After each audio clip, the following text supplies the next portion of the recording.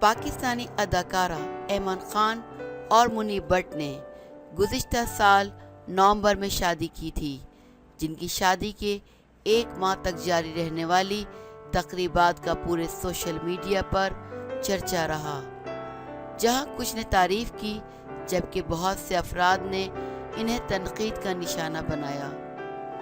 شدید تنقید کے باوجود اس جوڑے نے اس حوالے سے کوئی بات نہیں کی، جبکہ شادی کے اتنے ماہ بعد اب آخرکار ایمن خان نے ایک انٹرویو کے دوران ان تقریبات کے حوالے سے بات کی۔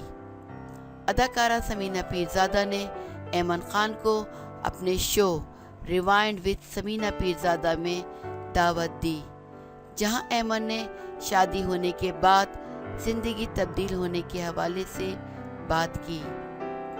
ایمن نے اپنے انٹرویو میں انکشاف کیا کہ ان کا اور منیب کا اتنی طویل شادی کی تقریبات رکھنے کا کوئی ارادہ نہیں تھا، یہ سب اچانک ہوا۔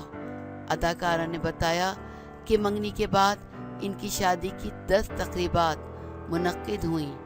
یہ ان کے گھر کی پہلی شادی تھی، جبکہ منیب کے گھر کی آخری شادی تھی، اور یہی وجہ ہے کہ دونوں نے اسے بہت خاص بنانا چاہا۔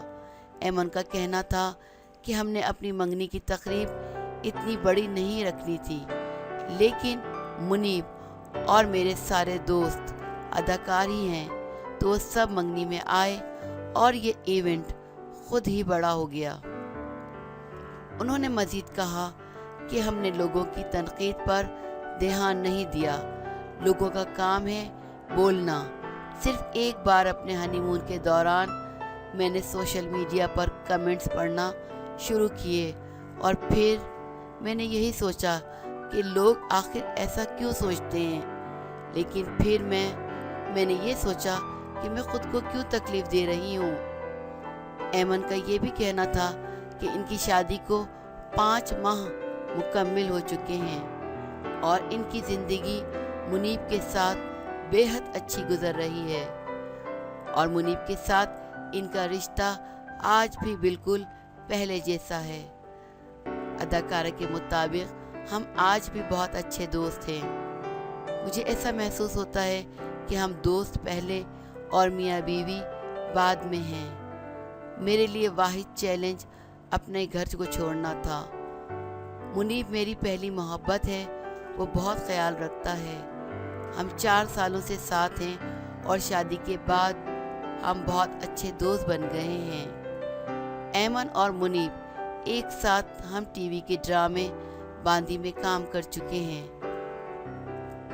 اداکارہ کا اداکاری کے حوالے سے کہنا تھا کہ وہ اور منیب ایک ہی شوٹ پر پہلی بار ملے تھے، اور اس وقت منیب ان کے ساتھ چھوٹی بہنوں جیسا برتاؤ کر رہے تھے۔